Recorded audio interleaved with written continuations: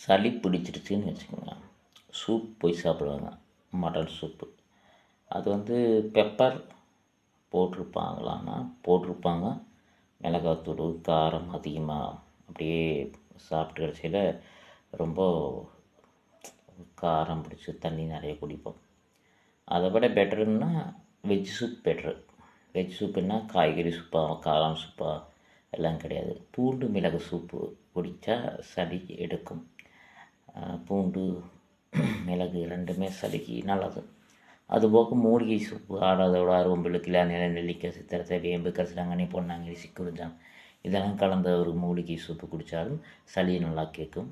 அதுபோக பூண்டு மிளகுனா பூண்டு அரைச்சி, பச்சை மிளகு தனியாக இருக்குது மார்க்கெட்டில் வாங்கி அதை அடித்து அதை செஞ்சு அதெல்லாம் கொதிக்க விட்டு கான்ஃப்ளவர் கொதிக்க விட்டு வச்சுருப்பாங்க. அதையும் சாப்பிட்டாலும் சளி சரியாகும். தெரியாதுன்னு அப்படி சொல்ல